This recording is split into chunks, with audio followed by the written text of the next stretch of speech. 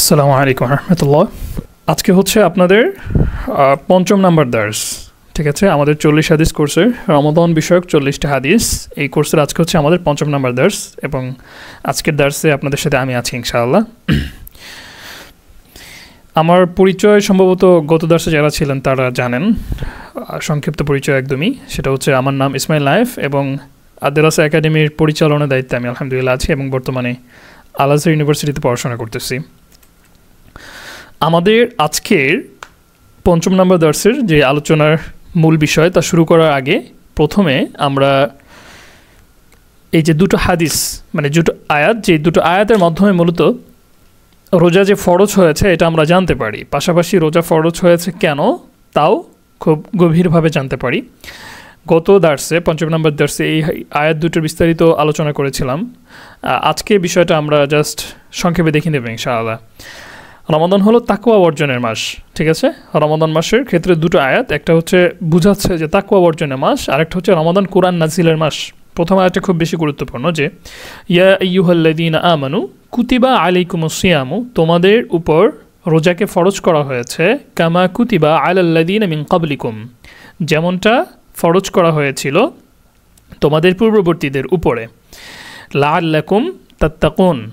হ্যাঁ, that's record হচ্ছে লাআল্লাকুম তাত্তাকুন, যাতে তোমরা তাকওয়া অর্জন করতে পারো, মুত্তাকি হতে পারো। তার মানে বোঝা গেল কি রোজার সাথে মুত্তাকি হতে পারার বা মুত্তাকি হওয়ার একটা গভীর সম্পর্ক আছে। ঠিক আছে, আল্লাহ তাআলা আমাদেরকে এই রমাদান মাসের রোজাগুলো পরিপূর্ণভাবে আদায় করার মাধ্যমে এবং রমাদান মাসে বেশি বেশি ইবাদত করার মাধ্যমে আমাদেরকে মুত্তাকি হওয়ার তৌফিক দান করুন, আমিন। দ্বিতীয় আয়াতটি হচ্ছে শাহরু রমাদান আল্লাযী উনজিলা ফীহিল কুরআন হুদাল লিন-নাসি ওয়া বায়্যিনাতিম মিনাল হুদা ওয়াল ফুরকান, রমাদান মাস যার মধ্যে কোরআন নাজিল করা হয়েছে মানুষের পথ প্রদর্শক এবং হেদায়েতের সুস্পষ্ট বর্ণনা রূপে এবং সত্য মিথ্যার পার্থক্যকারী রূপে। ঠিক আছে, কোনটা সত্য কোনটা মিথ্যা, কোনটা হক কোনটা বাতিল, এটা যদি আমরা বুঝতে না পারি তাহলে কি কোরআন আমাদেরকে এটা বুঝিয়ে দেয়। ফামান শাহিদা মিনকুমুশ শাহরা ফালইয়াসুমহু, সুতরাং তোমাদের মধ্যে যে ব্যক্তি এই মাস পাবে সে যেন রোজা রাখে। ঠিক আছে, আচ্ছা। এরপর হচ্ছে আমাদের আজকের যে চারটা দার্স মানে চারটা যে হাদিস, চারটা হাদিস কী বিষয় এটা আমরা এখানে একটু সংক্ষেপে জেনে নেব, যে রমাদানে কী কী বর্জনীয় তার উপর আমরা চারটা হাদিস আজকে দেখব। ঠিক আছে, সাল্লাল্লাহু আলাইহি ওয়াসাল্লাম নবীজির উপর দুরূদ পাঠের মাধ্যমে আমরা আমাদের দার্সগুলো শুরু করতেছি ইনশাআল্লাহ। আমাদের সর্বপ্রথম যে হাদিসটা সেটা হচ্ছে একদমই ছোট্ট একটা হাদিস। হ্যাঁ, আপনারা পিছনের হাদিসগুলো অবশ্যই মুখস্থ করতেছেন, আপনাদের দার্স শেষে আপনাদের ছোট একটা পরীক্ষা হবে। হ্যাঁ, আপনাদের একটা পরীক্ষা হবে এই দার্সগুলোর উপরে গুগল শিটের মাধ্যমে ইনশাআল্লাহ। ঠিক আছে, আপনারা সকলে সেই পরীক্ষা অংশগ্রহণ করবেন। ক্বালা রাসূলুল্লাহ সাল্লাল্লাহু আলাইহি ওয়াসাল্লাম, রাসূলুল্লাহ সাল্লাল্লাহু আলাইহি ওয়াসাল্লাম বলেছেন আস-সাওমু জুন্নাতুন। আচ্ছা, সওম মানে হচ্ছে গিয়ে রোজা, এটা তো আমরা খুব ভালো করেই জানি, তাই না? প্রথমে আমরা অর্থটা একটু ভালোভাবে দেখে নিই, এরপরে আমরা ব্যাখ্যাটা দেখব বা প্রত্যেক শব্দ শব্দ অর্থটা দেখব। আস-সাওমু জুন্নাতুম মিনান নার, রোজা হচ্ছে জাহান্নামের আগুন থেকে মুক্তির জন্য ঢাল স্বরূপ। জুন্নাতুন অর্থ হচ্ছে ঢাল। ঠিক আছে, আস-সাওমু জুন্নাতুম মিনান নার, রোজা হচ্ছে জাহান্নামের বিপরীতে ঢাল স্বরূপ। ঢালের কাজ কি আমরা জানি, আমাদের এখন তো ঢাল আমরা ওভাবে দেখি না, কিন্তু ঢালের কাজ বা ঢাল কি এটা আমরা ভালোভাবে বুঝি। ঢাল তলোয়ার দিয়ে কী হয়, যুদ্ধ হয়। সুতরাং যখন সামনে থেকে কোনো ধরনের আক্রমণ হয়, প্রতিরোধ হয়, সেটাকে ঠেকানোর জন্য আমরা ঢাল ব্যবহার করে থাকি। ঠিক আছে, সুতরাং জাহান্নামের বিপরীতে রোজা হবে ঢাল স্বরূপ। তার মানে জাহান্নামের আগুন থেকে, জাহান্নামের আযাব থেকে রোজা আমাদেরকে রক্ষা করবে। কাজুন্নাতি আহাদিকুম মিনাল কিতাল, এখানে একটা মানে উদাহরণ দেওয়া হয়েছে যে রোজাটা জাহান্নাম থেকে মুক্তির ক্ষেত্রে ঢাল স্বরূপ, যেমনটা তোমাদের ক্ষেত্রে যুদ্ধের মধ্যে হয়ে থাকে। ঠিক আছে, তোমাদের যুদ্ধ ব্যবহৃত ঢালের ন্যায়। আচ্ছা, এটাই আর কি, যেভাবে যুদ্ধের মধ্যে ঢাল থেকে কি করা হয়, তলোয়ারের আঘাত ঠেকানো হয়, প্রতিরোধ করা হয়, ঠিক একই রকমভাবে রোজাও আমাদের মাঝখানে এবং জাহান্নামের মাঝখানে ঢাল স্বরূপ হয়ে থাকবে। তাহলে আমরা এখান থেকে কি বুঝতে পারলাম, যে রোজা কিয়ামতের দিন আমাদের জন্য জাহান্নামের বিপরীতে ঢাল স্বরূপ হবে ইনশাআল্লাহ। বুঝতে পেরেছেন? তার মানে কি বোঝা গেল, যে রোজার ক্ষেত্রে আমাদের কোনো ধরনের কম্প্রোমাইজ করা যাবে না। বুঝতে পেরেছেন?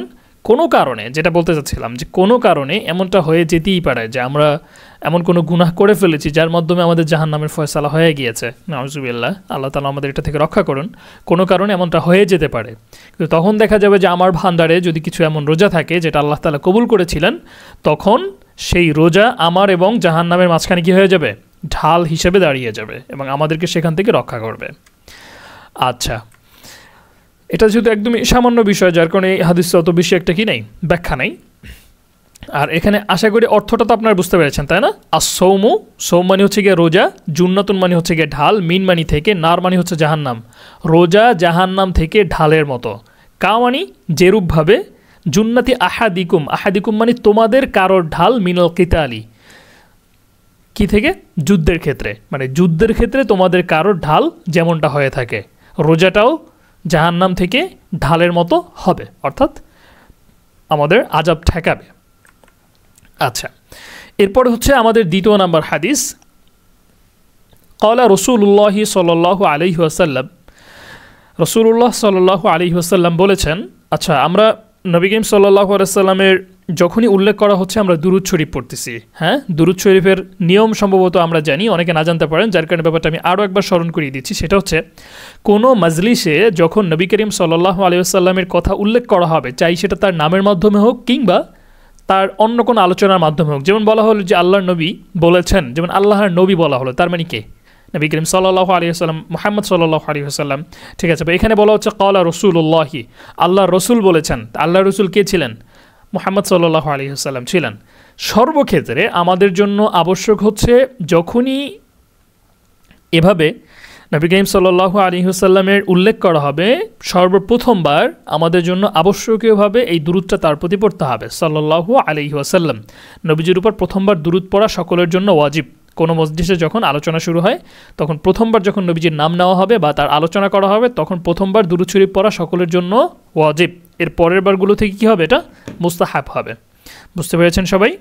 যখনই নবী করিম সাল্লাল্লাহু আলাইহি ওয়াসাল্লামের উল্লেখ করা হবে, নাম হোক কিংবা তার যে কোনো আলোচনা হোক না কেন, আমাদের জন্য আবশ্যক হচ্ছে আমরা দুরূদ পাঠ করব।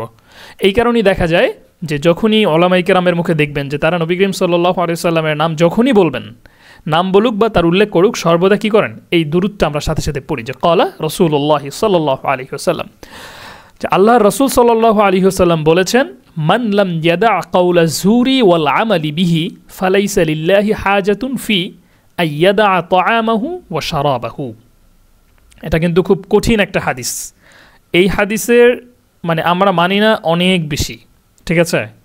অর্থটা কি আমরা একটু দেখি, যে ব্যক্তি মিথ্যা বলা ও সে অনুযায়ী আমল বর্জন করেনি, তার এ পানাহার পরিত্যাগ করায় আল্লাহর কোনো প্রয়োজন নেই, ঠিক আছে? এই যে মানলাম ইয়াদা কৌলা ঝুরি ওয়াল আমালি বিহি, যে ব্যক্তি মিথ্যা বলা পরিহার করলো না রোজা রেখা, মানে কি রোজা রেখে সে কী করতেছে, মিথ্যা বলতেছে, এটা বলতেছে যে ব্যক্তি রোজা রেখে মিথ্যা বলা পরিহার করলো না, ওয়াল আমালি বিহি, এবং মিথ্যা বলে সে অনুযায়ী কোনো কাজ করাকে সে পরিত্যাগ করলো না, ফালাইসা লিল্লাহি হাজাতুন, আল্লাহ তাআলার কোনো দরকার নাই, ফি আইয়াদা তাআমাহু ওয়া শারাবাহু, সে তার খাবার পানি পানাহার এটা যে পরিত্যাগ করলো, এই ব্যাপারটা আল্লাহর কোনো দরকার নেই। বুঝতে পারছেন? তার মানে কি, আপনি যে রোজাটা রাখছেন সেটা আল্লাহ তাআলা কবুল করবে না। আমরা যে রোজাটা রাখবো সেটা আল্লাহ তাআলা কবুল করবেন না। কখন? রোজা রেখেও যদি আমরা মিথ্যা কথা বলি। বুঝতে পেরেছেন? এমনকি রোজা রেখে ঝগড়া ফাসাদ করা, এগুলো সবই এটার অন্তর্ভুক্ত, ঠিক আছে? শুধু মিথ্যা কথা না, যেমন দেখা গেছে কেউ কোনো ফাহেসা কথা বললো, ফাহেসা মানে অশ্লীল কোনো কথা বললো, অন্য কাউকে একজনকে গালি দিল। এক হাদিসে এটা পাওয়া যায়, যে হাদিসে আছে যে একজন রোজাদার ব্যক্তিকে যদি কোনো ব্যক্তি গালি দেয়, বিপরীতে তুমি গালি দিও না, তুমি বলে দাও ইন্নী সাইম, আমি তো রোজাদার। বুঝতে পেরেছেন? একজন ব্যক্তি আপনার সাথে ঝগড়া করতে চাচ্ছে, আপনাকে আঘাত করেছে, ঠিক আছে, তখন আপনি তার প্রতিরোধ করেন না, আপনি বলে দেন ইন্নী সাইম, আমি রোজাদার, যার কারণে আমি কিছু বলতে পারতেছি না, তাহলে আমার রোজাটা কী হয়ে যাবে, নষ্ট হয়ে যাবে। এটা কত বড় কঠিন কথা, ঠিক আছে? কঠিন কথা কখন বুঝবো? যখন আমরা রোজার ফজিলতটা বুঝবো। রোজার ফজিলতের ক্ষেত্রে কিন্তু আমরা বিষয়টা জানি যে কি, আল্লাহ সুবহানাহু ওয়া তাআলা, আচ্ছা রোজার ক্ষেত্রে আমরা ফজিলতের বিষয় ক্ষেত্রে জানি যে আল্লাহ সুবহানাহু ওয়া তাআলা বলেছেন কি, যে সমস্ত আমলকে আমি কি করি, বৃদ্ধি করি, 10 গুণ থেকে 70 গুণ 700 গুণ পর্যন্ত বৃদ্ধি করি, কিন্তু রোজা এর যেই সওয়াব এটা শুধুমাত্র আমার জন্য, রোজাদারদের সওয়াব আমি দেব, তাদের প্রতিদান আমি দিব। ঠিক আছে, মহান আল্লাহ তাআলা যখন এই কথাটা বলছেন যে রোজার প্রতিদান আমি দিব, তার মানে কি?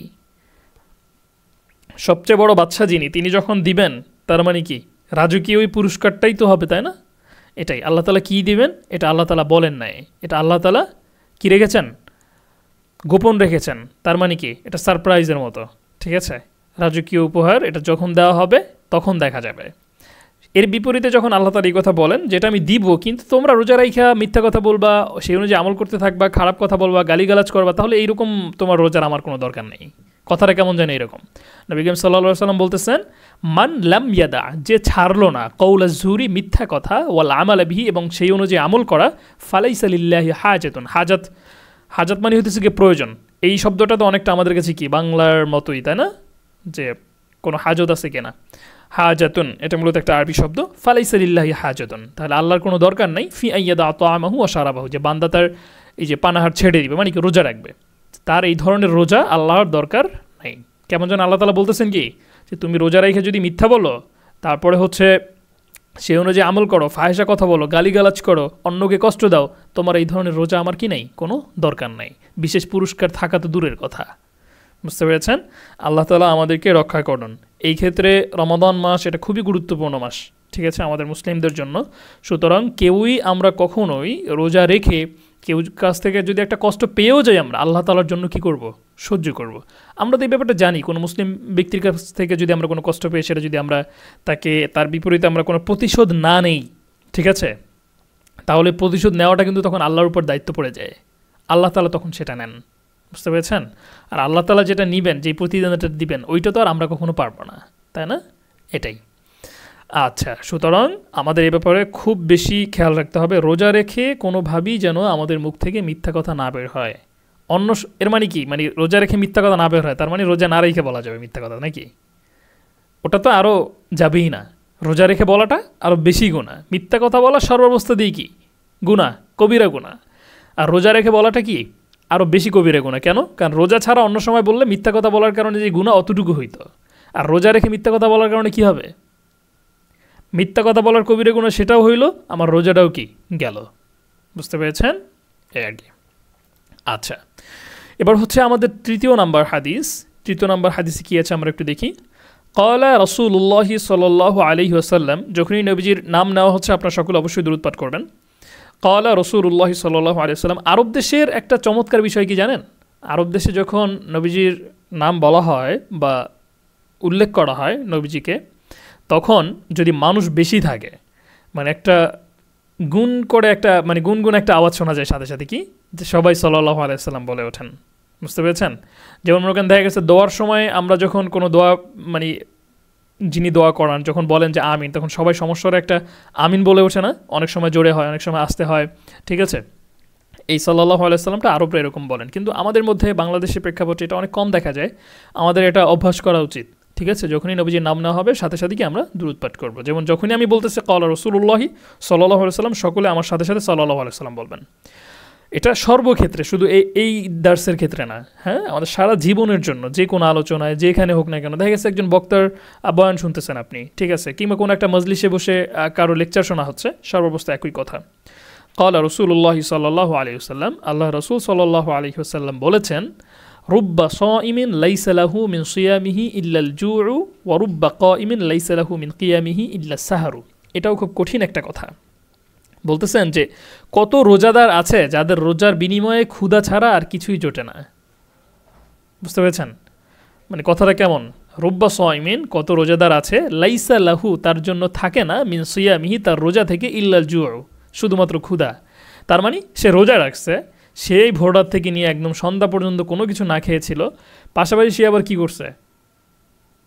মিথ্যা কথা বলছে, গালিগালাজ করছে, অন্যের সাথে মানে খারাপ আচরণ করছে, তাদেরকে কষ্ট দিছে, মা বাবাকে কষ্ট দিচ্ছে, স্ত্রীর সাথে খারাপ আচরণ করছে, কিংবা স্ত্রী স্বামীর সাথে খারাপ আচরণ করছে। তা এখানে নবী করিম সাল্লাল্লাহু আলাইহি ওয়াসাল্লাম বলতেছেন, এমন রোজাদার যারা আছে তাদের রোজার বিনিময়ে সে শুধু এতটুকুই পাইছে যে সকাল থেকে বিকাল পর্যন্ত না খাইছিল, এছাড়া আর কিছুই না। খাওয়ানো জুটলো না, আবার সওয়াবও জুটলো না। বুঝতে পেরেছেন? এটা হলো গিয়ে ব্যাপার। এই হাদিস দ্বারা মূলত এটা উদ্দেশ্য, যে কত রোজাদার আছে যাদের রোজার বিনিময়ে ক্ষুধা ছাড়া আর কিছুই জোটে না। তার মানে কিন্তু আমরা বুঝতে পারলাম যে রোজা মানে এইটা না যে আমরা সকাল থেকে নিয়ে বিকাল পর্যন্ত না খেয়ে থাকবো। বুঝতে পেরেছেন? যদি শুধুমাত্র এতটুকুই রোজা হইতো তাহলে নবী করিম সাল্লাল্লাহু আলাইহি ওয়াসাল্লাম এই কথাটা বলতেন না। আমরা রোজা রাখবো, পাশাপাশি এর বিপরীত অন্যান্য যেই সমস্ত গুনাহগুলো থাকে সেগুলো থেকেও পরিপূর্ণভাবে বেঁচে থাকতে হবে, অন্যথায় রোজার সওয়াব কি থাকবে না? বাকি থাকবে না। ঠিক আছে? এখানে আরও একটা অংশ হাদিসের, যে কত সালাত আদায়কারী আছে যাদের রাত জাগরণ ছাড়া আর কিছুই জোটে না। এই সালাত আদায়কারী বলতে ওই যে তারাবি নামাজ এর কথা বলা হয়েছে, যে কত সালাত আদায়কারী আছে যাদের রাত জাগরণ ছাড়া, মানে তারা যেহেতু রাতে দাঁড়ায় দাঁড়ায় নামাজ পড়তেছে, সুতরাং কষ্ট এতটুকু হইতেছে যে তারা না ঘুমায় নামাজটা পড়তেছে, দাঁড়ায় না ঘুমায় ছিল। ঠিক আছে? এছাড়া আর তারা কিছুই পায় না। কেন? কারণ ওই যে নামাজ পড়তেছে হয়তো বা লোক দেখানোর জন্য, কিংবা মনে করেন মানুষকে সারাদিন এত পরিমাণ কষ্ট দিচ্ছে, ঠিক আছে, কষ্ট দিয়েছে, সে এখন নামাজে দাঁড়াইছে, তো মানুষের বদ্ধ হয়, মনে করেন তার নামাজ যদিও হইতেছে কিন্তু সব তার কিছুই কি থাকতেছে না, বাকি থাকতেছে না। বুঝতে পেরেছেন? এ আর কি, যার কারণে আমরা রোজা রাখবো এবং রাতে তারাবি নামাজ পড়বো, কিন্তু কোনো অবস্থাতেই কী করা যাবে না, এই রোজা এবং আমাদের নামাজ এগুলোর সব যাতে নষ্ট না হয়। আমরা অনেক সময় মনে করতে পারি যে আমরা একটা আমল করলাম বা সব তো হয়েই গেল, ঠিক আছে, আমাদের সব ঠিকই হয়ে গেছে, কিন্তু সব কিন্তু আবার চলেও যেতে পারে। বুঝতে পেরেছেন? কিভাবে চলে যেতে পারে? এই যে এইভাবে, তাই না? আমরা রোজা রাখছি, রোজা হয়েছে সকাল থেকে বিকাল পর্যন্ত সম্পূর্ণভাবে আমরা কি ছিলাম? রোজাদার ছিলাম, কিন্তু সাথে সাথে গালিগালাজ করছি, মা বাবাকে কষ্ট দিচ্ছি, কিংবা অন্য কোনো কাজ করছি। আপনার শুধু এতটুকু হয়েছে, আপনি জাস্ট ক্ষুধার্ত ছিলেন, এছাড়া আর কিছুই হয় নাই, কোনো সব পান নাই, আল্লাহ তাআলা সন্তুষ্টও হন নাই, কিছুই হয় নাই। বুঝতে পেরেছেন? এগুলো থেকে আল্লাহ তাআলা আমাদেরকে রক্ষা করুন। আচ্ছা, এরপরে হচ্ছে আমাদের চতুর্থ নাম্বার হাদিস। চতুর্থ নাম্বার হাদিসে নবী করিম সাল্লাল্লাহু আলাইহি ওয়াসাল্লাম কি বলতেছেন, যে ক্বালা রাসূলুল্লাহ সাল্লাল্লাহু আলাইহি ওয়াসাল্লাম ইযা কানা ইয়াউমু সাওমি আহাদিকুম ফালা ইয়ারফুসু ওয়ালা ইয়াসখাব, ফালা ইয়ারফুস ওয়ালা ইয়াসখাব, ফাইন সাব্বাহু আহাদুন আও কাতালাহু ফালইয়াকুল ইন্নী ইমরুউন সাইমুন। এই যে প্রথম দার্সের সময়, মানে প্রথম হাদিসের ক্ষেত্রে এই কথাটা আমি বলেছিলাম, যে রাসূলুল্লাহ সাল্লাল্লাহু আলাইহি সাল্লাম বলেছেন, তোমাদের কেউ যেন সিয়াম পালনের দিন অশ্লীলতায় লিপ্ত না হয়, অশ্লীল কথা না বলে আর কি। হ্যাঁ, অশ্লীলতায় লিপ্ত না হয় মানে কি? অশ্লীল কথা না বলে বা অশ্লীল যে কোনো কাজ করা। যেমন কি হতে পারে যে রোজা থেকে রাস্তায় হাঁটতেছেন, কোনো একটা বেপরদা মেয়ে যে এগুলোর ধার ধারা না, সে হেঁটে যাচ্ছে, আপনি তার দিকে তাকিয়ে আসেন, ঠিক আছে, এটা এক ধরনের অশ্লীলতা, এটা করা যাবে না। ঠিক আছে? কিংবা আপনি নিজে অন্যের কারো অশ্লীলতার কারণ হয়ে দাঁড়াচ্ছেন, এটাও একই রকম। ইযা কানা ইয়াউমু সাওমি আহাদিকুম, যখন তোমাদের কেউ রোজা অবস্থায় থাকে, ফালা ইয়ারফুস, সেই জন্য কোনো অশ্লীল কথা না বলে বা অশ্লীলতায় লিপ্ত না হয়, ওয়ালা ইয়াসখাব, অথবা ঝগড়া বিবাদ না করে। খেয়াল করেন, খুব গুরুত্বপূর্ণ, কিন্তু আমরা কিন্তু রোজা রেখে এগুলো খেয়াল করি না। হ্যাঁ, রোজা রাখছি মানে প্রথমে মনে করেন দেখা গেছে কি 4-5টা বইলা যে আজকে রোজা দেখে তোরে কিছু কইলাম না, অল্পই বললাম, নাইলে আজকে দেখাই দিতাম কিছু একটা, ঠিক আছে, তো এরকম মানে যা বলার তো আপনি বলেই ফেলছেন, তাহলে এখন দেখাই দেওয়ার আর কী আছে? রোজা তো মানে সব তো যাওয়ার চলেই গেছে, তাই না? এক্ষেত্রে বলা যাবে। এক্ষেত্রে নবী করিম সাল্লাল্লাহু আলাইহি সাল্লাম বলে দিয়েছেন, দেখেন, কারণ নবী করিম সাল্লাল্লাহু আলাইহি সাল্লাম জানেন যে আপনি রোজা রাখছেন ঠিক আছে, কিন্তু বাহিরের কেউ একজন আছে এরকম যে ঠিকই তার এগুলোর ধার ধারবে না, সে আপনাকে কোনো একটা কথা বলে ফেলতে পারে, একটা গালি দিয়ে ফেলতে পারে আপনাকে। সেক্ষেত্রে নবী করিম সাল্লাল্লাহু আলাইহি সাল্লাম বলে দিয়েছেন আবার এটা, ফাইন সাব্বাহু আহাদুন, সুতরাং কোনো ব্যক্তিকে কেউ যদি গালি দেয়, আও কাতালাহু, অথবা তাকে আঘাত করে বা তার সাথে ঝগড়া বিবাদ করতে চায়, ফালইয়াকুল, সে যেন এতটুকু বলে যে ইন্নী ইমরুউন সাইমুন, আমি আজকে রোজাদার, আমি আজকে রোজা রাখছি, যার জন্য কিছু বলতেছি না। বুঝতে পেরেছেন? এই আর কি। এক তো হচ্ছে সর্বাবস্থায় এই সমস্ত জিনিসগুলো থেকে নিজেকে বিরত রাখাই উত্তম। বুঝতে পেরেছেন? কোনো একজন ব্যক্তি আপনার উপর জুলুম করেছে, ঠিক আছে, সেক্ষেত্রে সামাজিকভাবে বিভিন্ন ক্ষেত্রে থাকবে যে আপনার প্রতিরোধ করতে হবে। যখন প্রতিরোধ করতে পারতেছি না বা প্রতিরোধ করার সামর্থ্য আছে, কিন্তু মানে আমি এখন যদি এটা করতে যাই তাহলে বড় ধরনের ফিতনা সৃষ্টি হয়ে যাবে, ঠিক আছে, কিন্তু আমি যদি এটা কিছু না বলি তাহলে দেখা গেছে ফিতনা সৃষ্টি হবে না, আমার একটু কষ্ট হইলো আর কি, মনের কষ্ট হইলো, তো সেক্ষেত্রে বিরত থাকা উচিত, ঠিক আছে। তখন সেক্ষেত্রে আপনি যদি বিরত থাকেন, আপনার এই যে কষ্টটা পাইলেন এর প্রতিদান আপনাকে আল্লাহ তাআলা দিবেন এবং তার প্রতিশোধ আল্লাহ তাআলা নিয়ে নেবেন, ঠিক আছে। আর আল্লাহ তাআলা যে প্রতিশোধ নেবেন, আমি তো আর তার থেকে অবশ্যই বেশি ভালো নিতে পারবো না, তাই না? আচ্ছা, আর এই সমস্ত ক্ষেত্রে সবচেয়ে উত্তম হলো যদি কেউ কারোর সাথে খারাপ আচরণ করে তাকে ক্ষমা করে দেওয়া। এই ক্ষমা করে দেওয়ার পিছনের সবচেয়ে বড় যেই ফায়দাটা, সেটা হচ্ছে আল্লাহ তাআলা কিয়ামতের দিন বলবেন যে তোমাকে আমার এক বান্দা ভুলে কষ্ট দিয়ে ফেলছিল বা কিছু একটা করছিল, তুমি তাকে ক্ষমা করে দিছিলা, অথচ তোমার কোনো ভুল ছিল না, সম্পূর্ণ ভুল তার ছিল। আজকে এই কারণে আমি খুশি হয়ে তোমাকে কী করে দিলাম? ক্ষমা করে দিলাম। এই ব্যাপারটা সবচেয়ে বেশি ঘটবে কাদের ক্ষেত্রে জানেন? স্বামী স্ত্রীর ক্ষেত্রে। কেন স্বামী স্ত্রীর ক্ষেত্রে ঘটবে? অনেক ক্ষেত্রে এরকম হয় যে বোনেরা বুঝে উঠতে পারেন না, কিছু একটা ভুল করে বসেন, ঠিক আছে? তখন স্বামী যেহেতু তার অধীনে আছে, মানে স্বামীর অধীনে যেহেতু সে আছে, সুতরাং সেক্ষেত্রে দেখা যায় কি স্বামীরা অনেক সময় তাদের সাথে খারাপ আচরণ করে ফেলেন, যে তুমি এইটা কেন করলা, ঠিক আছে? একটা ভুল করে ফেলছে, সেক্ষেত্রে অনেক সময় এরকম হয় খারাপ আচরণ করে ফেলে। বিশেষ করে যে রোজার ইফতারির সময় দেখা যাবে কি যে ইফতারিতে যে খাবার প্রস্তুত করা হয়েছে, খাবারে কিছুটা সমস্যা হয়েছে, ঠিক আছে? অথচ এর মধ্যে তখন কি করে সে খারাপ আচরণ করা শুরু করে। এটা কোনো খাবার হইল? সারাদিন রোজা রাইখা আসছি একটু ইফতার করতে, এখন খাবারগুলো এরকম আনছো, ঠিক আছে? সারাদিন রোজা রাইখেছিলাম, চাইছি গরম ভাত খাইতে, ভাত ঠান্ডা হয়ে গেছে কেন, মানে ইত্যাদি এই টাইপের অনেক কথাবার্তা বলা হয়।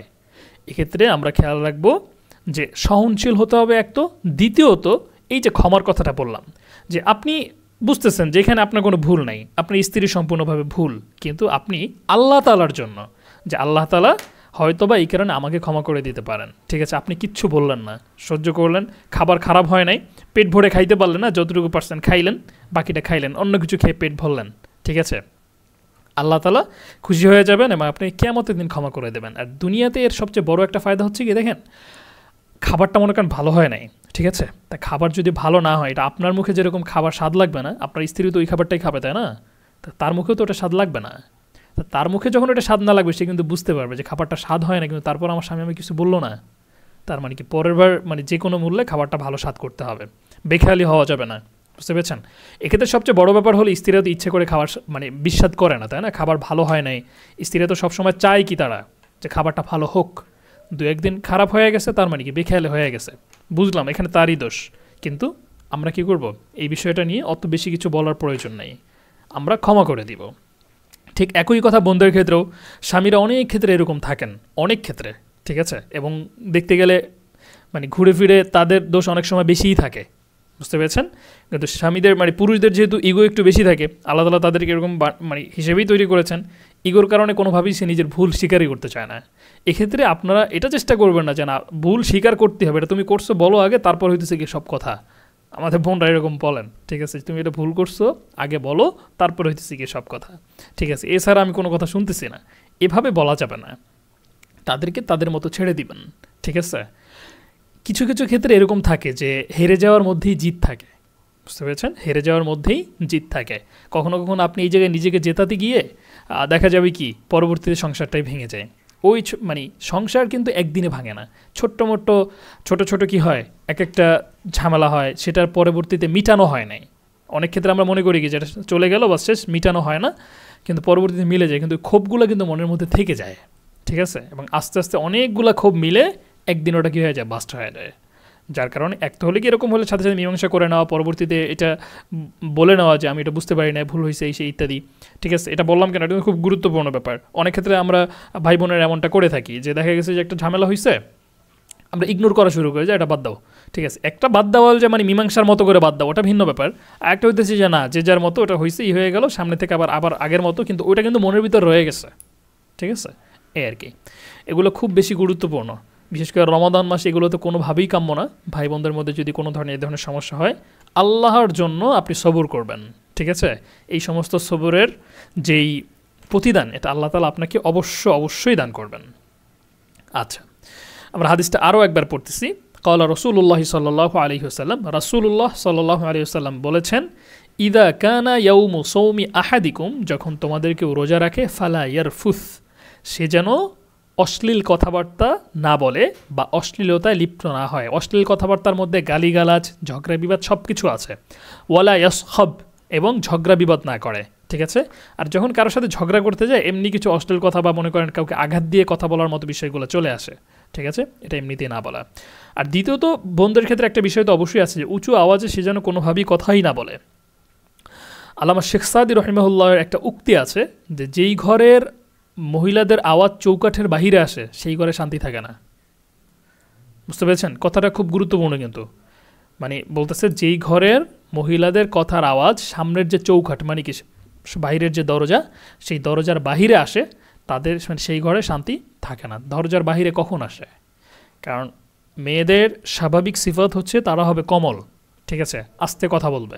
যখনই তাদের বাহিরে কথা যাচ্ছে, তার মানে কি সে আওয়াজ করে কথা বলতেছে, চিল্লাফাল্লা করতেছে কিংবা ঝগড়া বিবাদ করতেছে, এরপরে আর ওই ঘরে শান্তি থাকবে না, আসলেই থাকে না।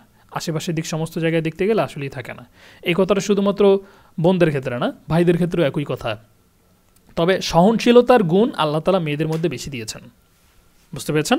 আল্লাহ তাআলা বোনদের মধ্যে সহনশীলতার গুণ নারীদের মধ্যে পুরুষদের থেকে বেশি দিয়েছেন, ঠিক আছে? আর বিবেচনার বোধের গুণ এটা পুরুষদের মধ্যে আল্লাহ তাআলা বেশি দিয়েছেন। আচ্ছা, ঝগড়া বিবাদের কথা বলা হলো যে ফালা ইয়ারফুদ, সে অশ্লীল কথাবার্তা বলবে না, অশ্লীলতায় লিপ্ত হবে না, ওয়ালা ইয়াসখাব, এবং ঝগড়া বিবাদও করবে না। ফাইন সাব্বাহু আহাদুন, সে করতে যাচ্ছে না কিন্তু অন্য একজন তাকে গালি দিচ্ছে, তখন কি করবে? এটাও নবী করিম সাল্লাল্লাহু আলাইহি ওয়াসাল্লাম বলে দিয়েছেন, ফাইন সাব্বাহু আহাদুন আও কাতালাহু, যদি কেউ তাকে গালি দেয় অথবা তার সাথে ঝগড়া বিবাদ করতে চায় বা তার সাথে মারামারি করতে চায়, ফালইয়াকুল, সে যেন বলে ইন্নী ইমরুউন সাইমুন, আমি একজন রোজাদার ব্যক্তি, আমি রোজাদার। বুঝতে পেরেছেন? আচ্ছা, আমি হাদিস চারটা আরও একবার একটু আপনাদেরকে দেখিয়ে দিচ্ছি এবং অর্থগুলো বলে দিচ্ছি। আমাদের 1 নম্বর হাদিস কি ছিল? যা ক্বালা রাসূলুল্লাহ সাল্লাল্লাহু আলাইহি ওয়াসাল্লাম, আস-সাওমু জুন্নাতুম মিনান নার, আস-সাওমু জুন্নাতুম মিনান নারি কাজুন্নাতি আহাদিকুম মিনাল কিতাল, যে রোজা হচ্ছে জাহান্নামের আগুন থেকে মুক্তির ঢাল স্বরূপ, যেমনটা তোমাদের যুদ্ধের ক্ষেত্রে ঢাল ব্যবহার হয়, ঠিক আছে? যুদ্ধে তোমাদের ঢাল যেমন, জাহান্নাম থেকে রোজাটাও কি তেমন ঢাল, অর্থাৎ আমাদেরকে জাহান্নাম থেকে রোজা কি করবে? ঢাল হয়ে আমাদেরকে রক্ষা করবে। আচ্ছা, দ্বিতীয় হাদিস হচ্ছে ক্বালা রাসূলুল্লাহ সাল্লাল্লাহু আলাইহি ওয়াসাল্লাম, মান লাম ইয়াদা কাওলা যুরি ওয়াল আমালি বিহি, যে ব্যক্তি মিথ্যা কথা পরিত্যাগ করে না, ওয়াল আমালা বিহি, এবং তার সাথে আমল করাও পরিত্যাগ করে না, মানে মিথ্যা কথা বলে বা মিথ্যা তো আর কাজ করতে পারে না, মানে এমন কোনো কাজ করতে যেটা ওই মিথ্যার উপর ভিত্তি করে হচ্ছে আর কি, ঠিক আছে? ফালাইসা লিল্লাহি হাজাতুন ফি আইয়াদা তাআমাহু ওয়া শারাবাহু, তাহলে সেই বান্দা পানাহার যে ছেড়ে দিচ্ছে, সারাদিন যে রোজা থাকতেছে, এটার কোনো কিনে আল্লাহ তাআলার দরকার নেই। মানে হচ্ছে গিয়ে কথাটা কেমন যেন এরকম হইল যে রোজা রাইখা যে মিথ্যা কথা বলতেছে, সেই অনুযায়ী আমল করতেছে মানে কি, সেই অনুযায়ী কাজবাজ করতেছে, কথা বলতেছে, মিথ্যা কথা বলতেছে, অন্যকে কষ্ট দিচ্ছে, এই ধরনের রোজাদারের রোজার কি নেই, আমার কোনো দরকার নেই। বুঝতে পেরেছেন? আল্লাহ তাআলা তাদের কি করবেন না, এই রোজাকে কখনোই গ্রহণ করবেন না বা কবুল করবেন না। আচ্ছা, এরপর হচ্ছে আমাদের 3 নম্বর হাদিস, ক্বালা রাসূলুল্লাহ সাল্লাল্লাহু আলাইহি ওয়াসাল্লাম, রুব্বা সাইমিন লাইসা লাহু মিন সিয়ামিহি ইল্লাল জু', কি মানে কত রোজাদার এমন আছে যে লাইসা লাহু মিন সিয়ামি ইল্লাল জু', যে রোজার বিনিময়ে সে ক্ষুধা ছাড়া আর কিছুই পাচ্ছে না, ঠিক আছে? এই যে কত রোজাদার এমন আছে যাদের রোজার বিনিময়ে ক্ষুধা ছাড়া আর কিছুই জোটে না, মানে সারাদিন রোজা রাইখা গালিগালাজ করে রোজার সবটারে খুয়ায়া শেষ পর্যন্ত থাকতেছে কি, সারাদিন সে ক্ষুধার্ত ছিল, খানারা খাইতে পারে না, জাস্ট এতটুকুই, কোনো সওয়াব পাইল না। ওয়ারুব্বা কাইমিন লাইসা লাহু মিন কিয়ামিহি ইল্লা সাহারু, আর সাহারু মানে হচ্ছে কি রাত্র জাগা, মানে ওয়ারুব্বা কাইমিন, কত সালাত আদায়কারী ব্যক্তি আছে, কত নামাজ আদায়কারী ব্যক্তি আছে যে যাদের রাতের নামাজের মাধ্যমে শুধুমাত্র রাত্রি জাগরণটাই কপালে জুটছে, ঠিক আছে? রাত জায়গা ঘুমটা হয় নাই, এতটুকুই জুটছে, এর মাধ্যমে কোনো সওয়াব তারা পায় নাই, ঠিক আছে? 4 নম্বর হাদিস হচ্ছে ক্বালা রাসূলুল্লাহ সাল্লাল্লাহু আলাইহি ওয়াসাল্লাম, ইযা কানা ইয়াউমু সাওমি আহাদিকুম ফালা ইয়ারফুথ, যখন তোমাদের কেউ রোজাদার অবস্থায় থাকে, রোজা রাখে, ফালা ইয়ারফুথ, সে যেন অশ্লীলতায় লিপ্ত না হয়, ওয়ালা ইয়াসখাব, এবং ঝগড়া বিবাদ না করে। ফাইন সাব্বাহু আহাদুন, যদি কেউ তাকে গালি দেয়, আও কাতালাহু, অথবা তার সাথে ঝগড়া বিবাদে লিপ্ত হতে চায়, ফালইয়াকুল, সে যেন বলে ইন্নী ইমরুউন সাইমুন, আমি একজন রোজাদার ব্যক্তি। বুঝতে পেরেছেন? এই ছিল আমাদের 4টা হাদিস, এবং আজকের দার্সের মাধ্যমে আমাদের টোটাল 5টি দার্স সম্পন্ন হলো এবং টোটাল 20টি হাদিস সম্পন্ন হলো, ঠিক আছে? আমাদের আর 5টি দার্স বাকি আছে ইনশাআল্লাহ, এবং আরও 5টি দার্সে আমরা আরও 20টি হাদিস এটা জানতে পারবো, ঠিক আছে? আপনারা এই যে পিডিএফগুলো আছে, এগুলো অবশ্যই নিজেদের সংগ্রহে রাখবেন। রোজা বিষয়ক 40টা হাদিস, এগুলো অবশ্যই মুখস্থ করার চেষ্টা করবেন ইনশাআল্লাহ। বুঝতে পেরেছেন? কারণ আমাদের একজন মুসলিম হিসেবে আমাদের মনে করেন 20-40টা বা 20-30টা হাদিস মুখস্থ নাই, এটা একটা খুবই অদ্ভুত ব্যাপার, তাই না? সুতরাং এগুলো যদি আমাদের মুখস্থ থাকে, একটা হচ্ছে নিজেরও খুব ভালো লাগবে যে আমাদের 20-40টা হাদিস মুখস্থ আছে। এর মধ্যে যদি কোনো হাদিস বড় থাকে, মুখস্থ করতে কষ্ট হয়, অন্তত অর্থটা অবশ্যই মুখস্থ রাখার চেষ্টা করা। ছোট ছোট যে হাদিসগুলো আছে, যেমন আজকের কিন্তু সবগুলো হাদিসই ছোট, তাই না? এই যে 1-2 লাইনের হাদিস মাত্র, বুঝতে পেরেছেন? তারপরে হচ্ছে এই যে একদম প্রথম হাদিসটা তো একদম ছোট্ট হাদিস, দ্বিতীয় হাদিস এই যে প্রথম হাদিসটা, আস-সাওমু জুন্নাতুম মিনান নার কাজুন্নাতি আহাদিকুম মিনাল কিতাল, একদম ছোট হাদিস, ঠিক আছে? দ্বিতীয় হাদিসটাও ছোট, তৃতীয় হাদিসটাও ছোট, চতুর্থ হাদিসটাও, ঠিক আছে। 1-2 লাইন মুখস্থ করা তো আমাদের জন্য কোনো ব্যাপার না, তাই না? এই হচ্ছে গিয়ে ব্যাপার। আপনি এগুলো মুখস্থ করে ফেলার চেষ্টা করবেন ইনশাআল্লাহ। তাহলে আমরা বুঝতে পারলাম আমাদের মূলত করণীয় কি। আমাদের করণীয় হচ্ছে রমাদানে সর্বপ্রকার গুনাহ ত্যাগ করা, ঠিক আছে। কেন? আমরা দেখলাম যে রমাদান মাসে সামান্য একটা মিথ্যা কথাও যদি কেউ বলে, তাহলেও কি আল্লাহ সুবহানাহু ওয়া তাআলা বলছেন তার কি নাই, কোনো দরকার নাই।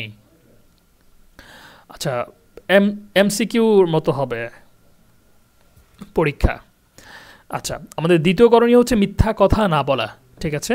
মিথ্যা কথা না বলা। নাম্বার 3, কাউকে গালি না দেওয়া। নাম্বার 4, ঝগড়া বিবাদ সম্পূর্ণরূপে পরিহার করা। বুঝতে পেরেছেন? ঝগড়া বিবাদ মানুষের সাথে তো করা, অন্যদের সাথে তো করা যাবেই না। আর যদি নিজের পরিবারের কোনো সদস্যের সাথে হয় তাহলে তো আর বতরিকে আওলা, মানে বতরিকে আওলা বলে মানে ফার্স্ট প্রায়োরিটি, যেটা কোনোভাবেই করা যাবে না। বুঝতে পেরেছেন? এটা সবাই মনে রাখবেন। স্বামী স্ত্রীর মধ্যে কোনো ধরনের ঝগড়া বিবাদ তো আরও বড় গুনাহের কাজ হবে। এক তো হচ্ছে স্বামী স্ত্রীর মধ্যে ঝগড়া, এটা যখন স্বামী স্ত্রীর মধ্যে ঝগড়া হয় বা তাদের মধ্যে কোনো ধরনের অশালীন কোনো একটা অবস্থা তৈরি হয়, তখন বলা হয় যে আল্লাহ তাআলা আরশ কেঁপে ওঠে, ঠিক আছে। আল্লাহ তাআলা আরশ কেঁপে ওঠে। কারণ কি? কারণ পরিবার ব্যবস্থা যখন ভেঙে যায়, একটা পরিবার ভেঙে যাওয়ার মাধ্যমে পুরো সমাজ ভেঙে যায়, ঠিক আছে। আমাদের বাংলাদেশের প্রেক্ষাপটে দেখতে গেলে প্রচুর পরিমাণে ডিভোর্সের হার বেড়ে গেছে, তালাকের হার অনেক পরিমাণ বেড়ে গেছে, ঠিক আছে। এর ফলাফলটা কি হয়? ফলাফলটা হয় অনেক ভয়াবহ। আমরা খুব কাছ থেকে দেখেছি, যেমন আমাদের মনে করেন এই তো ছোট্ট জীবন একেবারে, তাই না? আমাদের কতদিনই আর বয়স হয়েছে, 20-25 বছর।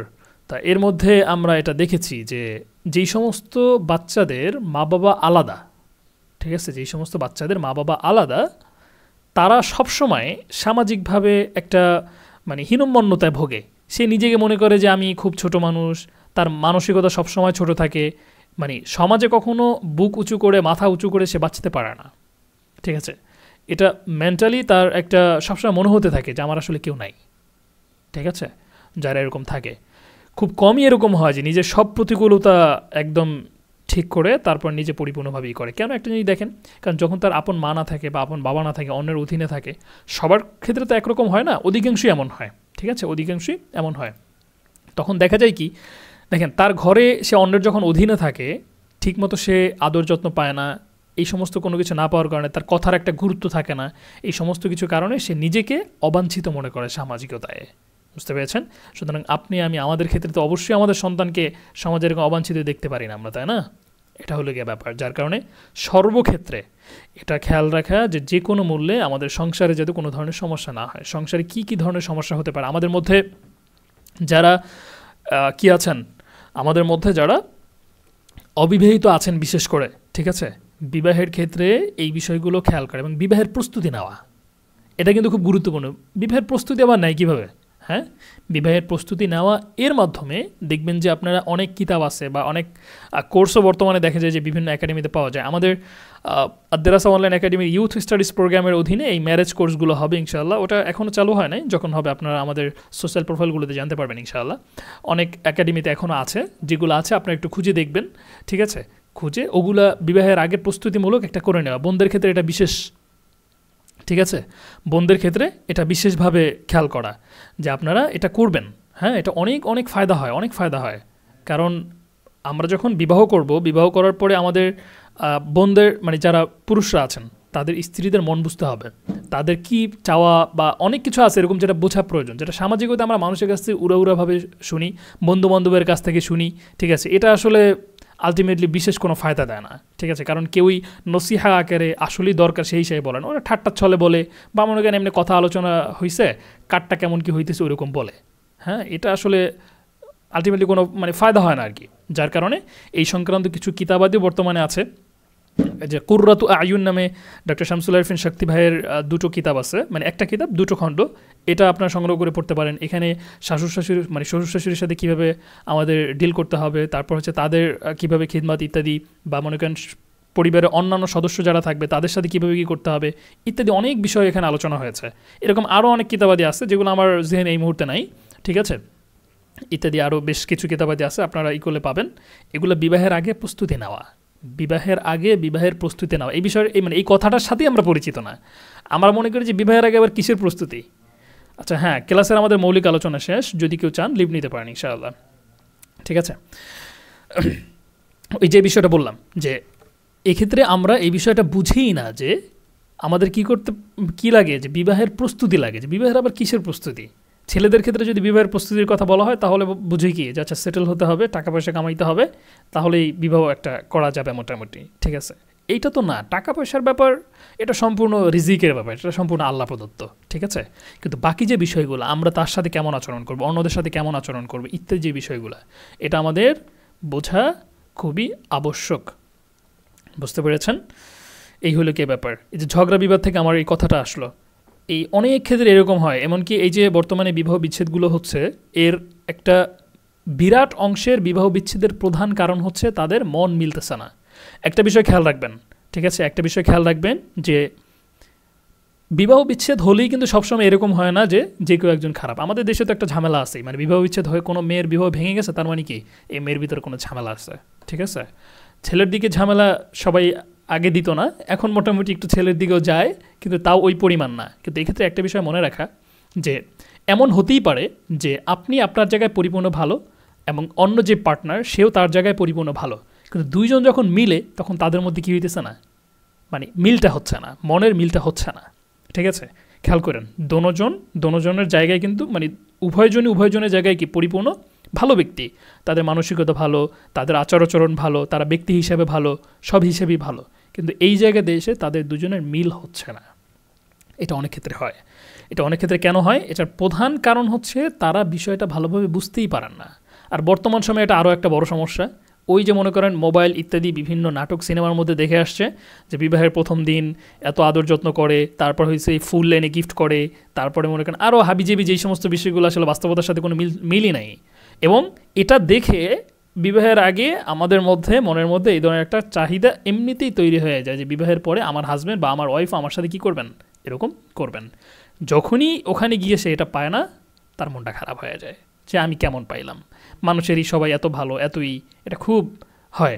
আর মানে বোনদের একটা অদ্ভুত একটা ব্যাপার আছে বা ভাইদেরও ব্যাপারটা আছে, সেটা হচ্ছে যে নিজের অবস্থা তুলে ধরার জন্য আমার স্বামী কেমন, আমার মানে স্ত্রী কেমন, এটা বোঝানোর জন্য অন্যদের সামনে খুব বড়াই করে এমন কিছু বলা শুরু করে যেটা কি না আসলে বাস্তবে না।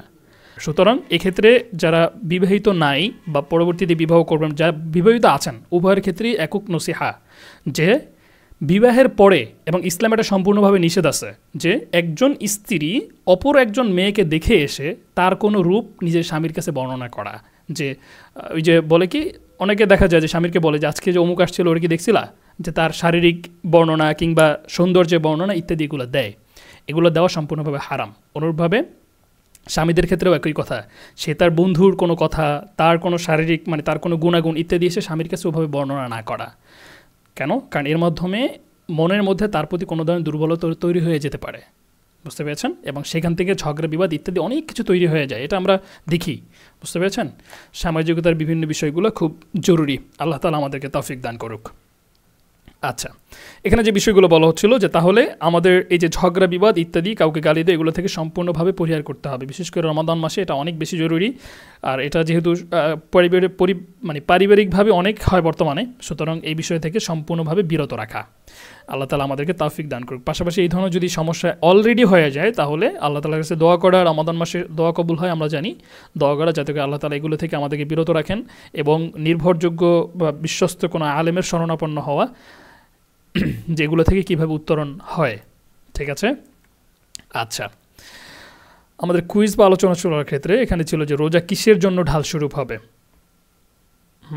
রোজা যে ঢাল স্বরূপ হবে, আমরা 4টা হাদিসে দেখলাম যে রোজা কিসের জন্য ঢাল স্বরূপ হবে, আমরা একটু বলে ফেলি তো। হ্যাঁ, 4 নাম্বার, রোজা জাহান্নামের আগুনের ক্ষেত্রে আমাদের জন্য ঢাল স্বরূপ হবে। জাহান্নাম এবং আমাদের মধ্যে রোজা ঢাল হয়ে দাঁড়িয়ে যাবে, আমাদের পর্যন্ত তাকে আসতে দিবে না, আমাদেরকে জাহান্নাম থেকে কী করবে, রক্ষা করবে। বুঝতে পেরেছেন? আচ্ছা, এই যে উত্তর হচ্ছে জাহান্নামের আগুনের জন্য। আমাদের আরেকটা কুইজ হচ্ছে, কেউ রোজাদারকে গালি দিলে অথবা তার সঙ্গে কেউ ঝগড়া করলে কি বলবে।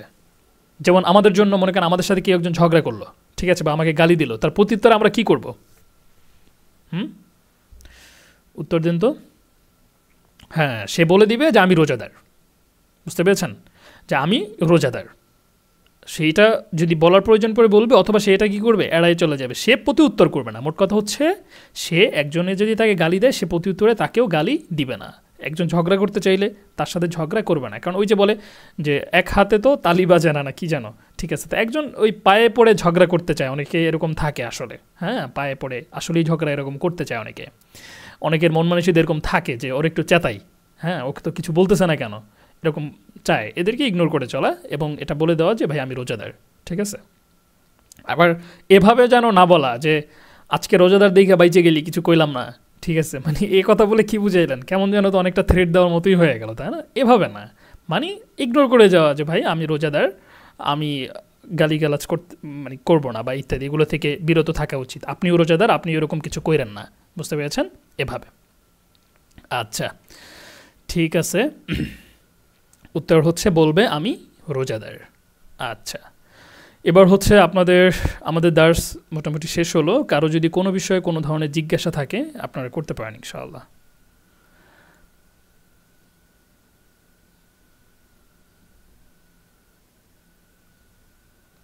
আচ্ছা, একদম নরম কিভাবে হওয়া যায়, এটা আসলে অনেকটা হচ্ছে প্র্যাকটিসের উপরে, বুঝতে পেরেছেন? এই যে বিষয়টা না, এটা সম্পূর্ণ প্র্যাকটিস, এবং আপনি যদি বলেন যেটা আসলে ওস্তাদ আপনি কীভাবে বুঝেন, এটার একদম মানে আমি খুব ভালোভাবে বুঝি এটা, বুঝতে পেরেছেন? আমার এটা সচক্ষে দেখা আর কি, এই যে রাগের যে বিষয়টা, একটা কথার পরে নিজেকে পরিপূর্ণভাবে শান্ত রাখার বিষয়টা, এটা সম্পূর্ণ হচ্ছে প্র্যাকটিসের উপরে। মানে প্র্যাকটিস মানে এখন এইটা না যে এখন এমন একজনকে অবশ্যই লাগবে যে আমার সাথে ঝগড়া করতে থাকবে আর আমি কি করতে থাকবো, নিজে চুপচাপ থাকবে, এমনটা না। দেখা গেছে মাঝে সাঝে যখনই হোক না কেন নিজেকে শান্ত রাখার চেষ্টা করা। শান্ত রাখার ক্ষেত্রে বা রাগকে দমন করার ক্ষেত্রে নবী করিম সাল্লাল্লাহু আলাইহি ওয়াসাল্লাম অনেক পদ্ধতি বলেছেন। যেমন একটা পদ্ধতি আছে যে যখন সে এই বারবার রাগটা করতেছে, তখন মানে আমার রাগ উঠতেছে, যখন মনে করেন আমাকে যখন অপরজন ব্যক্তি রাগ করতেছে বা সে এমন কোনো কিছু বলতেছে যার কারণে আমার রাগ উঠে যাচ্ছে, তখন এটা করা যে যদি কেউ দাঁড়ানো অবস্থায় থাকে সে যেন বসে যায়, যদি বসা অবস্থায় থাকে তাহলে সে যেন শুয়ে পড়ে, এর মাধ্যমে রাগ চলে যাবে। এতেও যদি না হয় বা কোনোভাবেই যাতে কাজ না হয়, তাহলে সে যেন অজু করে আসে, বুঝতে পেরেছেন? সে যেন কী করে আসে, অজু করে আসে, ঠিক আছে। আচ্ছা, একজন বলেছে আমি নিজের রাগকে কন্ট্রোল করতে পারি না। এটা আস্তে আস্তে হয়ে যাবে ইনশাআল্লাহ। রাগকে কন্ট্রোল করা শিখতে হবে, বুঝতে পেরেছেন? রাগকে আসলে কন্ট্রোল করা শিখতে হবে, কারণ মানে এখানে একটা কথাও আছে যে সমস্ত বিবাদের মূল হচ্ছে গিয়ে রাগ। সমস্ত বিবাদের মূল হচ্ছে গিয়ে কি, রাগ। রাগ মানুষের মধ্যে আসবেই, কারণ রাগ ছাড়া মানুষ হতে পারবে না, কারণ এটা হচ্ছে আমাদের কি মানে অনুভূতির একটা অংশ। দুঃখ, কষ্ট, বেদনা, রাগ, গোসা ইত্যাদি এগুলো আমাদের অনুভূতির অংশ। এগুলো থেকে নিয়ন্ত্রণ করার চেষ্টা করা এবং সর্বদা এটা বোঝার চেষ্টা করা যে এর মাধ্যমে আসলে আলটিমেটলি রাগের বসে বসে আমরা যখন কোনো কাজ করে ফেলি, এখানে কোনো ফায়দা হয় না, উল্টো আমাদের নিজেদেরই ক্ষতি হয়, বুঝতে পেরেছেন? উল্টো আমাদের নিজেদেরই ক্ষতি হয়, এই আর কি। হ্যাঁ, রাগ তাৎক্ষণিক শুরু হয়ে যায়, এরকম অনেকেই আছেন মানে শোনার সাথে সাথেই হচ্ছে গিয়ে কী হয়ে যায়, রাগ হয়ে যায়। এদেরকে ওই যে বাংলা ভাষায় একটা কথা বলে রকচটা, মানে কি কোনো কিছুর সাথে সাথে সাথে রাগ হয়ে যায়। সাথে সাথে রাগ হয়ে গেলে আপনি সাথে সাথে রাগকে দমন করে ফেলবেন, বুঝতে পেরেছেন? মানে যখনই সাথে সাথে রাগ হবে সাথে সাথে দমন করে ফেলবেন। অজু করে আসবেন, নাকে মুখে পানি দিবেন, দেখবেন চলে গেছে, ঠিক আছে। বা মনে করেন যেই জায়গাটায় রাগের কারণগুলো হচ্ছে জায়গাটা পরিত্যাগ করে ফেলা, ঠিক আছে, দূরে চলে যাওয়া, কিছু সময় নেওয়া, রাগ হওয়ার পরে কিছুটা সময় নেওয়া, দূরে যাওয়া, দেখবেন রাগটা চলে যায়, ঠিক আছে, এই আর কি। এটা করা ইনশাআল্লাহ। আচ্ছা, একজন বলেছেন যে একজন ফ্রান্সে থাকে, রেস্টুরেন্টে কাজ করে, তার ইনকাম কি হালাল, তাকে বিয়ে করা উচিত হবে? আচ্ছা, রেস্টুরেন্টে কাজ করে, রেস্টুরেন্টের যেই স্যালারিটা থাকে এবং রেস্টুরেন্টের যেই বিষয়গুলো সম্পূর্ণভাবে যদি হালাল থাকে, তাহলে তার স্যালারিও তো হালাল হবে। এক্ষেত্রে যদি তিনি মুসলিম থাকে এবং অন্যান্য বিষয়গুলো থাকে, বিবাহ তো অবশ্যই জায়েজ হবে। ইনকামের বিষয়টা অবশ্যই খেয়াল রাখা। আচ্ছা, একজন জিজ্ঞাসা করেছেন যে সহি ও দয়ীফ হাদিসগুলোর পার্থক্য কী? আচ্ছা, সহি এবং জয়ীফ হাদিসের ব্যাপারটাই পরিপূর্ণ ভিন্ন। একটা জিনিস খেয়াল রাখবেন যে সহি হাদিস মানে সর্বক্রমে সেটাকে আমলযোগ্য না, ঠিক আছে। সহি হাদিস মানেই যে আমলযোগ্য এমনটা সবসময় হয় না। হাদিসের ব্যাপারটা পরিপূর্ণ ভিন্ন। হাদিস এরকম মানে অনেক সময় থাকে যে পরিপূর্ণভাবে সহি হাদিস, কিন্তু সহি হাদিসটা কিনা আমলযোগ্য না, সেটা রহিত হয়ে গিয়েছে। যেমন আশুরার দিন, অর্থাৎ 10ই মুহররমের রোজা রাখা একসময় ফরজ ছিল। এখন সেই যে হাদিসটা, সেই হাদিসটা কি বর্তমানে আছে না? এখনও কিন্তু আছে। কিন্তু ওই হাদিসের উপর আমল করা কি ফরজ? মানে হাদিসের উপর আমল করা কি আবশ্যক? আবশ্যক না। কেন আবশ্যক না? কারণ হচ্ছে হাদিসটা রহিত হয়ে গেছে। হাদিসটা কি সহি না? অবশ্যই সহি হাদিস, ঠিক আছে।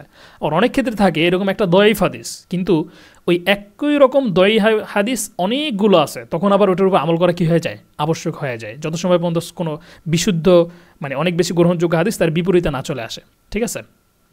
এই একটা। এখানে আর একটা ব্যাপার আছে, যেটা হচ্ছে সহি এবং দয়ীফ হাদিসের মধ্যে আসলে পার্থক্যটা কোথায়, ঠিক আছে। পার্থক্যটা কোত্থেকে আসে, সহি হাদিস কোত্থেকে আসে? সহি হাদিস বলা হয় যে সমস্ত হাদিসের মধ্যে রাসূলুল্লাহ সাল্লাল্লাহু আলাইহি সাল্লাম থেকে নিয়ে যেই কিতাবে হাদিসটা বর্ণিত হয়েছে, যিনি হাদিসটা লিখেছেন তার পর্যন্ত, ঠিক আছে, যেই বর্ণনাটা আসে, হাদিস যে বর্ণনাটা আসে, যেমন মনে করেন আমি বললাম যে আমি আমার ওস্তাদের কাছ থেকে শুনেছি, তিনি এই হাদিসটা বলেছেন, এবং আমার ওস্তাদ শুনেছেন তার ওস্তাদ অমুকের কাছ থেকে, তিনি আবার অমুক সাহাবীর কাছ থেকে শুনেছেন, অমুক সাহাবী রাসূলুল্লাহ সাল্লাল্লাহু আলাইহি সাল্লামের কাছ থেকে শুনেছেন। এই যে একটা বর্ণনা, দয়ীফ এবং সহিহ হাদিসের নির্ণয় পদ্ধতিটি এভাবে হয়ে থাকে যে আমি যে হাদিসটা শুনলাম, আপনি যখন আমার কাছ থেকে শুনবেন তখন এটা বিবেচনা হবে যে আমার ওস্তাদ যিনি বলেছিলেন তিনি কতটা গ্রহণযোগ্য, তার কথা কতটা গ্রহণযোগ্য, তিনি সত্য কথা বলতেন কিনা, তার কোনো কথায় কখনো মিথ্যা কথা পাওয়া গেছে কিনা, তিনি যত হাদিস বলছেন এখন পর্যন্ত কোনো হাদিসের মধ্যে ভুল পাওয়া গেছে কিনা, ঠিক আছে, তার স্মৃতিশক্তি কতটা প্রখর ছিল, এবং তিনি প্রথম জমানায় হাদিস বর্ণনা করছেন, শেষ জমানায় বর্ণনা করছেন কিনা, শেষ জমানায় গিয়ে তিনি স্মৃতিশক্তি কমে গিয়েছে এরকম অবস্থা হয়েছিল কিনা, মানে এক একজন বর্ণনাকারীর ক্ষেত্রে অনেক বিবেচনা করার পর যখন দেখা যায় যে কারো মানে আমার থেকে নিয়ে রাসূলুল্লাহ সাল্লাল্লাহু আলাইহি সাল্লাম পর্যন্ত যদি 10 জন ব্যক্তি থাকে এবং তাদের মধ্যে কারো ব্যাপারে একটা প্রশ্নও না থাকে, তখন সেই হাদিসগুলো অটোমেটিক্যালি সহিহ হিসাবে গণ্য হয়। আর দয়ীফ হাদিস বলা হয় যখন দেখা যায় যে এই যে বর্ণনাকারী 10 জন আছে, 10 জনের মধ্যে একজন এরকম ছিল যার স্মৃতিশক্তি একটু দুর্বল ছিল, সে কোনো কোনো হাদিসে মাঝে মাঝে একটু ভুল করে ফেলতো, ঠিক আছে, তখন দেখা যাবে হাদিসটি কী হয়ে যাবে? দয়ীফ হাদিস হয়ে যাবে। বুঝতে পেরেছেন? কেন? কারণ ওই যে একটু ভুল ছিল, যার কারণে কি একটু সামান্য সন্দেহ চলে আসছে, যে সন্দেহ কি যে এইখানে হইতে পারে যদি কোনো একটা ভুল করলেন কিনা। তো তখন দেখা গেছে যে আমি আমার ওস্তাদের কাছ থেকে যখন এই হাদিসটা শুনছি, হাদিস এমন তো না যে আমার ওস্তাদ শুধু একাই বলছেন, অন্য কেউ বলেন নাই, তাই না? তখন এরকম তো আরও 10 জন লোক খুঁজে পাওয়া যাবে, 10 জন মুহাদ্দিস যারা ওই হাদিসটা বর্ণনা করছেন, তখন তাদের ওই হাদিসের সাথে মিলাইতে হয়, মিলাই দেখতে হয় যে আমার এখানে যে একজন একটু স্মৃতিশক্তি দুর্বল, সুতরাং আমার এই হাদিসের মধ্যে স্মৃতিশক্তি যেহেতু দুর্বল, সুতরাং একটু সামান্য এদিক ওদিক চলে আসছে কিনা, যদি না চলে আসে, আরও 10 জন বলছেন, সবগুলো মিলে যাচ্ছে, তখন ওইটাও কী হয়ে যায়? পরিপূর্ণ ওই হাদিসের মানদণ্ডে চলে আসে, সহিহ হাদিসের মানদণ্ডে চলে আসে। বুঝতে পেরেছেন? সহিহ এবং দয়ীফ হাদিসের মধ্যে পার্থক্যটা মূলত এই জায়গায়, এবং এদের মধ্যে এই মানে মূল ভিত্তিটা মূলত এই বর্ণনা কারীদের ক্ষেত্রে হয়।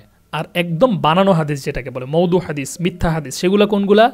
যেগুলো নবীজি কখনো বলেই নাই, একজন নিজের মন চরিতার্থ করার জন্য এগুলো কি বানাইছে। যেমন এরকম একটা হাদিস আছে যে ইয়া আলিয়ু ইদা মানে তুরিদু সাফার, যখন তুমি সাফারের ইচ্ছা করো, ইদা সাফারতা ফালা তাংসল বাসলা, মানে একজন পিএস ব্যবসায়ী, সে পিএস বিক্রি করতে আনছে বাজারে, এখন তার পিএস ভালো করে বিক্রি হইতেছে না, ঠিক আছে, এখন সে তখন এই হাদিস বানাইছে কি যে নবী করিম সাল্লাল্লাহু আলাইহি সাল্লাম একবার আলী রাদিয়াল্লাহু তাআলা আনহুকে বলছে যে যখন তুমি কোথাও সফরে যাও তখন পিএস নিতে ভুলবা না, পিএস সাথে রাখবা। ব্যাপারটা বুঝতে পারছেন? আবার হইতেছে গিয়ে একজন বেগুন ব্যবসায়ী, সে হইতেছে গিয়া মানে বেগুন বিক্রি করবে, এখন বেগুন বিক্রি করতে গিয়া তার বেগুন কোনো কারণে বিক্রি হচ্ছে না, সে দাঁড়ায় মনে করেন একটা হাদিস বানাই দিছে যে যদি কেউ বেগুন খায় তাহলে তার এই ফায়দা আছে, নবী করিম সাল্লাল্লাহু আলাইহি সাল্লাম এটা বলছে, ঠিক আছে। তো এই টাইপের আরও বিভিন্ন বিষয়ে আছে, যেমন মনে করেন শিয়ারা অনেক জাল হাদিস তৈরি করছে যে আলী রাদিয়াল্লাহু তাআলা আনহু মূলত নবী হওয়ার কথা ছিল, সেটা হতে পারে না, বা তার ইমাম হওয়ার কথা ছিল, সেটা হয় নাই, এই টাইপের অনেক জাল হাদিস আছে। বুঝতে পেরেছেন? এই আর কি। এটা কখন? যখন এটা নবী করিম সাল্লাল্লাহু আলাইহি সাল্লাম বলেনি নাই, এবং এটা কোনটা জাল হাদিস, কোনটা মিথ্যা হাদিস, এগুলো সব কি আছে? লিখিতভাবেই আছে। বুঝতে পেরেছেন? জয়ীফ হাদিসের উপর আমল করা যায় না কখন জানেন? যখন মনে করেন সহিহ হাদিসের বিপরীতে কোনো একটা হাদিস চলে আসে। এই হাদিসে মনে করেন একটা কথা আছে, তো সহিহ হাদিস কোনো একটা যেটা প্রমাণিত তার বিপরীতে চলে আসতেছে, তখন ওই জয়ীফ হাদিস কি হয়ে যায়?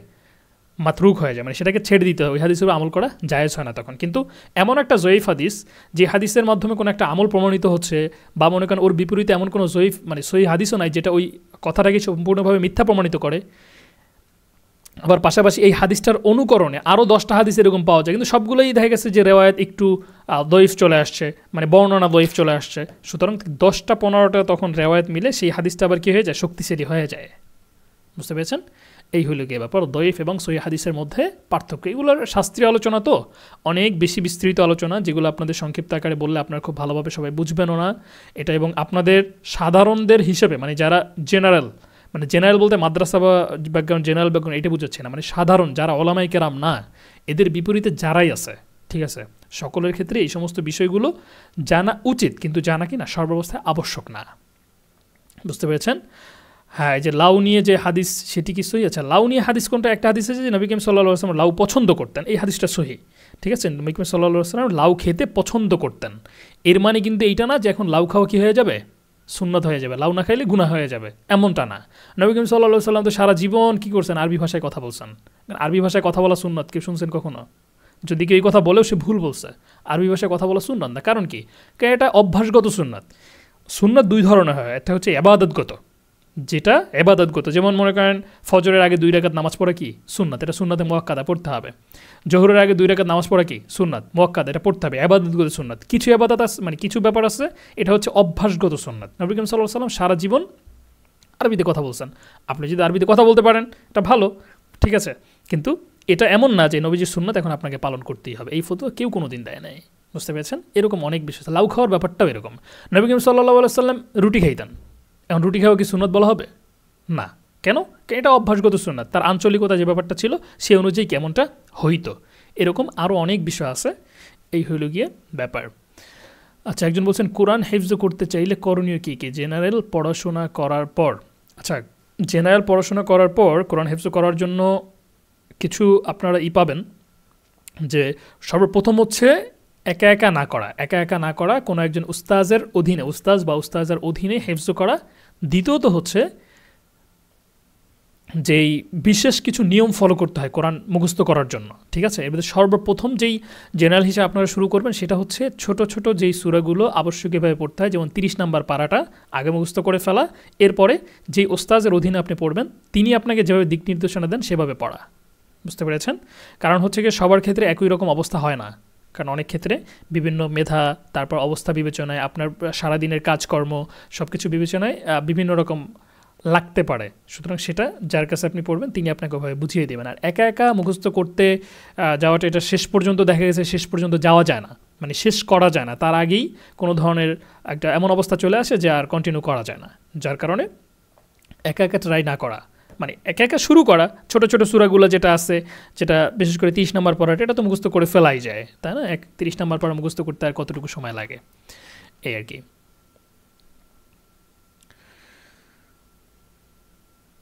কোরআন হিফজ করতে যেটা বলা হলো, লাউ নিয়ে যে হাদিসটি, এটাও বলা হলো। নামাজে সূরা কেরাত তারতিব বজায় রেখে পড়তে হয় এবং প্রথম রাকাতে ছোট সূরা কেরাত পড়লে পরের রাকাতে বড় সূরা পড়া যায় না, এটা নিয়ে কিছু বলবেন মিন ফদলিক। আচ্ছা হ্যাঁ, এমনটা আছে যে মানে প্রথম রাকাতে হচ্ছে কোনো সূরা শেষ দিয়ে পড়লাম, দ্বিতীয় রাকাতে সূরা শুরু দিয়ে পড়লাম, এমনটা না পড়া, ঠিক আছে, এমনটা পড়তে নিষেধ করা হয়েছে। এটা সর্বদা এটা খেয়াল রাখা যে প্রথম রাকাতে যেই সূরাটা পড়া হবে পরের রাকাতে যেন তার পর থেকে অন্য কোনো সূরা পড়া হয়, ঠিক আছে, এই আর কি।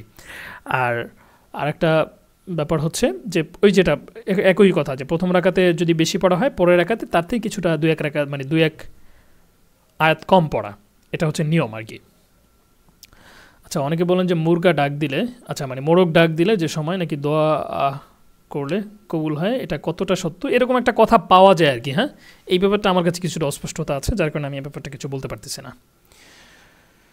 আচ্ছা, একজন বলছেন কোরআন শুদ্ধ করার ক্লাস নেবেন না? হ্যাঁ, আমরা কোরআন শুদ্ধ করার ক্লাস আমাদের শুরু হবে রোজার পর থেকে ইনশাআল্লাহ। হ্যাঁ, রমাদান মাসে আমাদের একটু ব্যস্ততা বেশি থাকে, এটা আমাদের জন্য সম্ভব হয় নাই। রমাদানের পর থেকে আমাদের কোরআন বিষয়ক যেই আছে কোরআন শিক্ষা কোর্স বা কোরআন শুদ্ধকরণ কোর্স, তাজবিদ সহ ইত্যাদি, এই বিষয়গুলো আমাদের হবে ইনশাআল্লাহ। আচ্ছা, মিফতাহুল জান্নাত,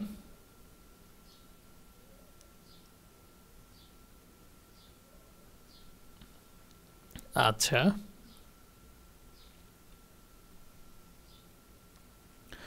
কিভাবে ভর্তি হবে?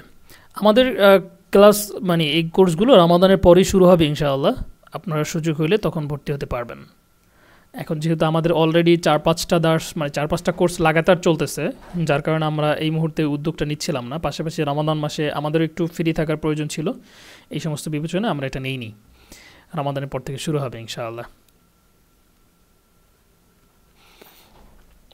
আমাদের ফিকহের কোর্স আসবে, সেটা হচ্ছে আমাদের যে ইসলামিক স্টাডিজ প্রোগ্রাম আছে, স্টাডিজ প্রোগ্রামের অধীনে ফিকহের কোর্সগুলো ধারাবাহিকভাবে আসতে থাকবে। আমাদের ফিকহের মৌলিক যে যত বিষয়গুলো আছে, যেমন এই যে ফিকহুস সিয়াম রোজা বিষয়ক, ফিকহুস সিয়াম রোজার মাসাইল কোর্সটা তো হয়েছিল, এটার সম্বন্ধে একটা দার্স বাকি আছে। আমার ব্যস্ততা এবং কিছুটা শারীরিক অসুস্থতার কারণে আমি করাতে পারিনি, একটা দার্স বাকি আছে, ওটা শেষ করা হবে। এরকম ছোট ছোট কোর্সগুলো ধারাবাহিকভাবে থাকবে ইনশাআল্লাহ। এবং ইসলামিক স্টাডিজ প্রোগ্রাম যেটা ডিপ্লোমা যেটা থাকবে, ওটার মধ্যে বিস্তারিত আলোচনা সব কিছুই থাকবে ইনশাআল্লাহ, এবং প্রত্যেকটা বিষয় সম্পর্কে ওখানে বিস্তারিত আলোচনা হবে ইনশাআল্লাহ। আমাদের স্বাভাবিকভাবে যত কোর্স আছে, আমাদের একাডেমির সমস্ত কোর্স নিয়ে পরিকল্পনা আছে, বুঝতে পেরেছেন? আপনারা জানেন যে আমাদের আদ্রাসা একাডেমি পথ চলা একদমই সামান্য সময়, যার কারণে আমাদের সমস্ত কার্যক্রম গুছিয়ে নিতে বা যোগ্য মানুষ খুঁজে পাওয়া এটাও খুবই জরুরি, ঠিক আছে? সমস্ত দিক বিবেচনায় এটা একটু বিলম্ব হচ্ছে, ঠিক আছে? কারণ সমস্ত কোর্স আমার দ্বারা নেওয়া সম্ভব না, যেহেতু পরিচালনার দায়িত্বে আমি আছি, সুতরাং আমার অনেক মানে কাজ থাকে যেগুলো আমার দেখতে হয়, পাশাপাশি হচ্ছে ভার্সিটি ক্লাস, সব কিছু মিলিয়ে। এই কারণে আমাদের আরও একটা বিষয় আপনারা দেখেছেন অবশ্যই, যে আমাদের আদ্রাসার যত কোর্সগুলো আছে সবগুলো কোর্সের আমরা সর্বদা এটা চেষ্টা করি যে আমাদের কাজ কম হোক কিন্তু মানসম্মত হোক, ঠিক আছে? বিশুদ্ধভাবে হোক। এখানে এমন কেউ যাতে তাড়াহুড়ো করে না চলে আসে, বা আমাদের ক্লাসগুলো এতটা এমন না হয়ে যায় যাতে করে আমাদের শিক্ষার্থীরা পরিপূর্ণভাবে এখান থেকে বিশেষ জ্ঞানগুলো না নিতে পারে, বুঝতে পেরেছেন? যার কারণে আমাদের বিলম্ব হলেও আমরা সর্বদা এটাই চেষ্টা করি যে বিলম্ব হোক, দেরিতে হোক, কিন্তু পরিপূর্ণভাবে হোক, ভালোভাবে হোক, ঠিক আছে? এই কারণে আমাদের অনেক কার্যক্রম দেখবেন মাঝে মাঝে আসতে একটু বিলম্ব হচ্ছে, ঠিক আছে? কিন্তু যখন সেটা ঘোষণা দেওয়া হবে পরিপূর্ণভাবে তৈরি করার পরে ইনশাআল্লাহ। পাশাপাশি আমাদের ওয়েবসাইটের কার্যক্রমও খুব দ্রুতই শুরু হবে ইনশাআল্লাহ। আমাদের ওয়েবসাইটের জন্য যেই পরিমাণ অঙ্কের প্রয়োজন ছিল তার প্রায় পরিপূর্ণটাই চলে আসছে, ঠিক আছে? খুবই সামান্য পরিমাণ আমাদের বাকি আছে, এটা হয়ে যাবে ইনশাআল্লাহ। আচ্ছা, ঠিক আছে। আর কারো কোনো জিজ্ঞাসা আছে?